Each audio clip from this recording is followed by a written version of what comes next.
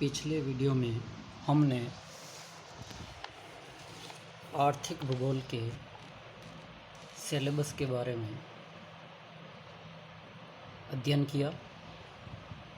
अब हम इस वीडियो में सिलेबस के प्रथम बिंदु definition and scope of economic geography के अंतर्गत आर्थिक भूगोल की परिभाषा के बारे में अध्ययन करेंगे। आर्थिक भूगोल की महत्वपूर्ण दो शाखाओं भौतिक भूगोल एवं मानव भूगोल की शाखाओं का एक अंग है, जिसमें आर्थिक भूगोल जो है मानव भूगोल की प्रमुख शाखा है। इसके अंतर्गत आर्थिक भूगोल मनुष्य के पृथ्वी तल पर मिलने वाली आर्थिक क्रियाओं की स्थानिक भिन्नता का अध्ययन करता है। इस आधार पर अपन देखते हैं तो सर्वप्रथम आर्थिक भूगोल की कई विद्वानों ने अपने अपने अनुसार परिभाषाएं दी हैं, जिसमें प्रमुख रूप से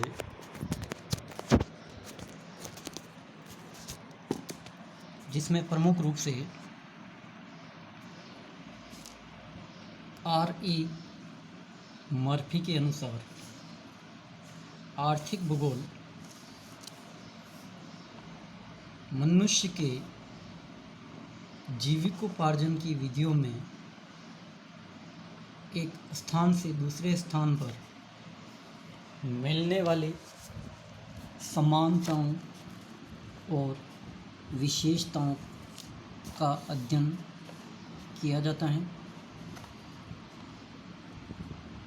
अर्थात R.E. मर्फी ने बताया कि आर्थिक भूगोल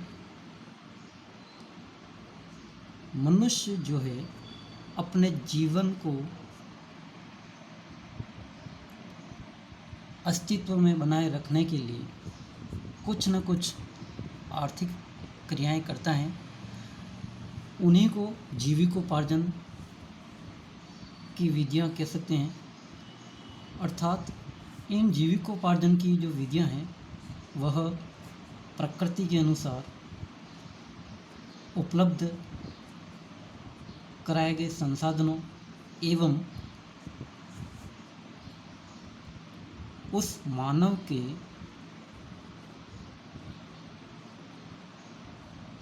अपने सोचने समझने आदि के अनुसार भी वह आर्थिक क्रियाकलाप करता है, जो एक स्थान से दूसरे स्थान पर भिन्नता लिए हुए होता है। इसी को समझाने का प्रयास R.E. मर्फी ने किया है। आर्थिक भूगोल की अन्य परिभाषाओं में C.F. जोन्स के अनुसार आर्थिक भूगोल उत्पादक व्यवसायों का अध्ययन करता है। कुछ प्रदेश विशेष क्यों विविध वस्तुओं के उत्पादन तथा निर्यात में अग्रणी है तथा क्यों कुछ दूसरे प्रदेश इन वस्तुओं की आयात तथा उपभोग में प्रमुख हैं, इसकी व्याख्या करता है। अर्थात जोन्स के अनुसार आर्थिक भूगोल मानव के जो उत्पादक व्यवसाय हैं, मानव के उत्पादक व्यवसाय प्रमुख रूप से प्राथमिक द्वितीयक एवं तृतीयक होते हैं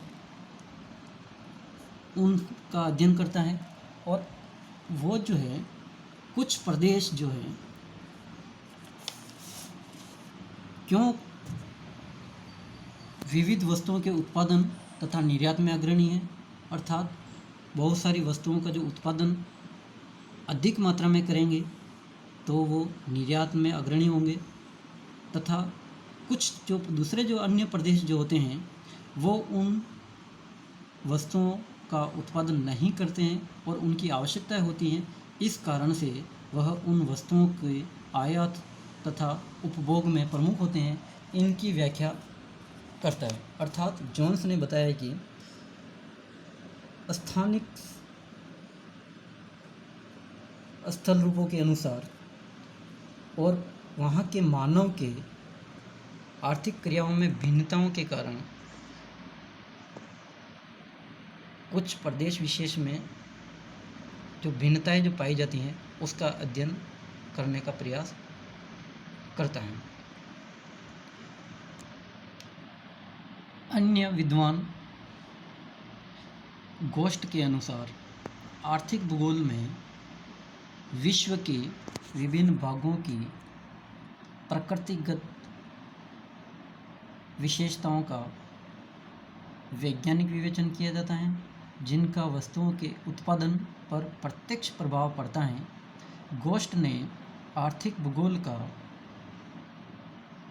1882 ईस्वी में सर्वप्रथम वाणिज्यिक भूगोल से भिन्न अर्थ में व्यवहार किया था।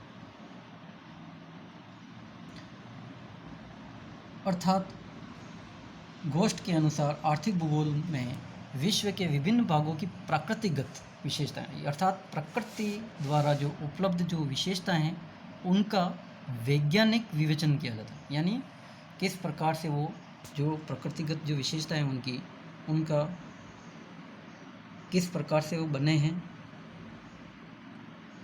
उनका विवेचन किया जाता है वैज्ञानिक तरीके से, और जिनका वस्तुओं के उत्पादन पर प्रत्यक्ष रूप से प्रभाव पड़ता है।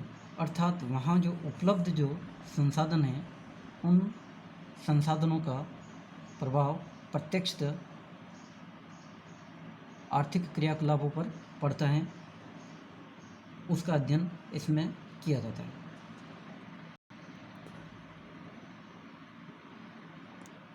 आर्थिक भूगोल की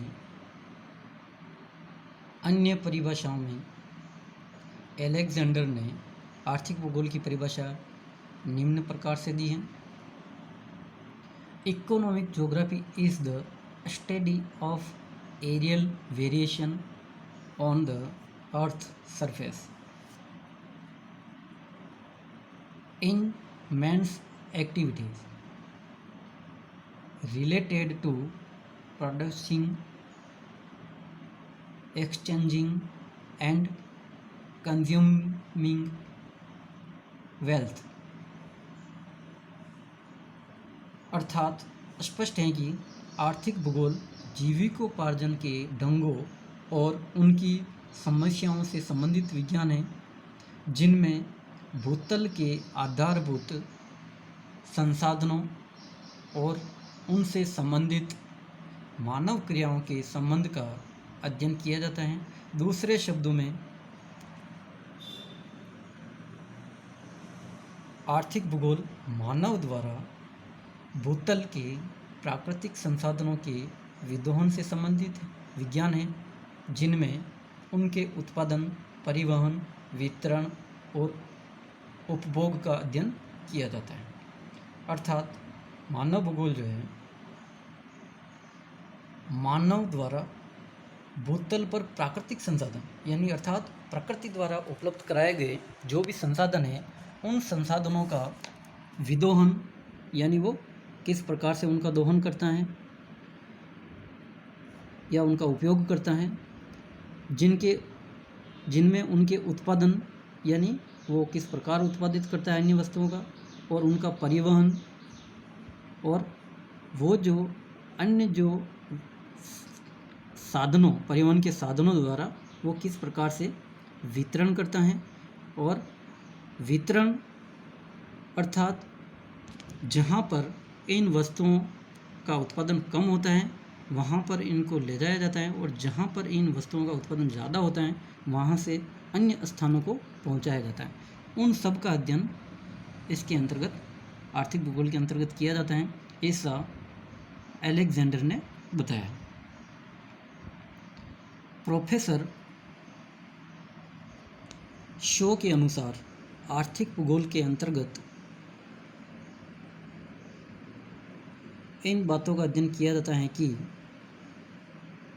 किस प्रकार मानव की विभिन्न जीविकोपार्जन क्रियाओं, विश्व के उद्योगों, आधारभूत साधनों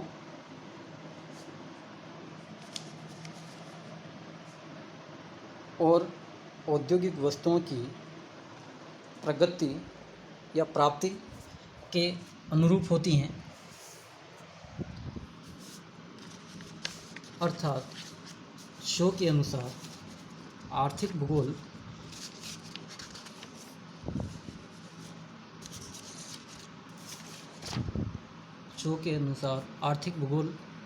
के अंतर्गत उन्होंने बताया है कि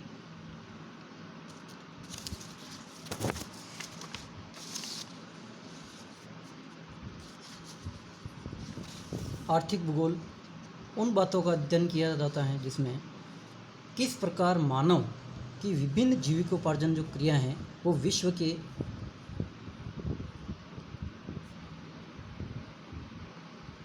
उद्योगों,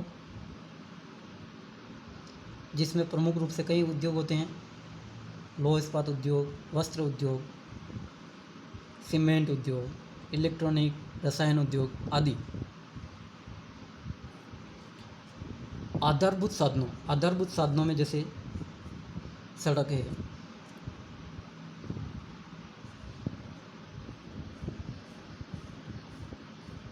लौह इस्पात उद्योग हैं, इनका अध्ययन आधारभूत साधनों और औद्योगिक वस्तुओं की प्राप्ति के अनुरूप होती हैं। अर्थात जीविकोपार्जन की जो क्रिया हैं वहाँ पर जो उपलब्ध जो आधारभूत साधन हैं, औद्योगिक वस्तुओं की प्राप्ति यानी अन्य जो उद्योग होते हैं उनके उत्पादन से अन्य वस्तुओं को भी उसका निर्माण किया जाता है, जिसको अपन विनिर्माण उद्योग भी कह सकते हैं। उनका अध्ययन इसके अंतर्गत करते हैं। इसका अध्ययन के बारे में इन्होंने शो ने बताया। डॉक्टर हंटिंगटन के शब्दों में मानव व्यवसाय, मानव दक्षता तथा मानव की आवश्यकताओं जैसे कला, धर्म, प्रशासन, शिक्षा एवं सभ्यता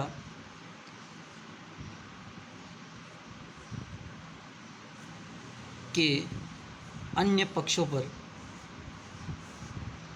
भौगोलिक वातावरण के प्रभाव की सीमा का अध्ययन आर्थिक भूगोल में किया जाता है। अर्थात डॉक्टर हंटिंगटन के अनुसार मानव जो व्यवसाय जो है, मानव की दक्षता यानी वो कार्य करने के तरीके यानी उस पर, और मानव की आवश्यकताएं बहुत सारी होती हैं। यानी मुख्य रूप से मानव की अनिवार्य जो आवश्यकताएं होती हैं उसमें रोटी, कपड़ा, मकान होता है। उसके बाद में अन्य जो आवश्यकता होती हैं उसका स्थान है, जैसे कला, धर्म, प्रशासन, शिक्षा, सभ्यता आदि के अन्य पक्षों पर भौगोलिक वातावरण के प्रभाव की सीमा का अध्ययन, यानी इन पर जो है अन्य जो भौगोलिक जो पक्ष हैं उसका किस प्रकार से प्रभाव पड़ता है। जैसे धर्म का प्रभाव मानव की आवश्यकताओं पर भी पड़ता है, कला का भी प्रभाव पड़ता है, प्रशासन का प्रभाव भी पड़ता है, शिक्षा यानी जैसे जैसे मानव के बौद्धिक और सोचने की क्षमता जो विकसित होती हैं उसी के अनुसार उसकी जीवन शैली होती हैं, अर्थात उसकी जीवन शैली के अनुसार भी उनकी आवश्यकताएं होती हैं, तो उनका जो प्रभाव जो है भौगोलिक वातावरण पर उसका क्या प्रभाव पड़ता है, उसका अध्ययन इसके अंतर्गत किया जाता है। हार्टशॉन एवं अलेक्जेंडर के अनुसार आर्थिक भूगोल पृथ्वी तल की क्रियाओं की स्थानिक भिन्नताओं का अध्ययन करता है, जो उत्पादन, विनिमय तथा वस्तुओं की उपभोग तथा सेवाओं से संबंधित हैं। इस प्रकार हार्टशॉन एवं अलेक्जेंडर के अनुसार आर्थिक भूगोल पृथ्वी तल की क्रियाओं, यानी पृथ्वी तल पर मानव की जो भी क्रियाएं होती हैं उसका स्थानिक भिन्नताएं, यानी प्रत्येक स्थान पर उनकी भिन्नताओं पाई जाती हैं, उन्हीं भिन्नताओं का अध्ययन करता है, जो उत्पादन यानी किसी भी वस्तुओं के या सेवाओं के उत्पादन और उनका विनिमय, यानी वो कैसे उसका खरीदना या उसका एक स्थान से दूसरे स्थान पर भेजने का जो कार्य है वो, तथा वस्तुओं के उपभोग यानी उसका उपयोग को अपन उपयोग भी कह सकते हैं, अर्थात उसका उपभोग कौन करता है, कहाँ पे कर रहे हैं, उन सम तथा उन सेवाओं से संबंधित है। यानी इसके अंतर्गत वो सेवाएं भी आती हैं जो इन वस्तुओं के उत्पादन में सहयोग प्रदान करती हैं, उससे संबंधित होती हैं, अर्थात इन सब का अध्ययन आर्थिक भूगोल के अंतर्गत किया जाता है। यही जो परिभाषाएं हैं आज हमने अध्ययन किया है, अर्थात आर्थिक भूगोल की जो परिभाषा है उसका किसी भी विषय के अध्ययन के अंतर्गत उस विषय की परिभाषा का बहुत महत्वपूर्ण स्थान है।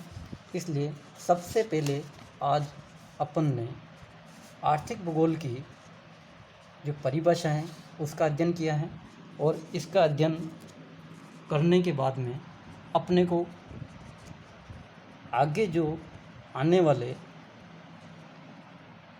वीडियोस में और कक्षाओं में इसका महत्वपूर्ण प्रभाव रहेगा। अर्थात सभी छात्रों से निवेदन है कि आर्थिक भूगोल की परिभाषाओं का आप अच्छे से अध्ययन कर ले और उनका जहाँ तक हो सके अपने नोटबुक में नोट्स बना करके अच्छे से अच्छे समझने की कोशिश करें और उनको लिखने का भी प्रयास करें। धन्यवाद।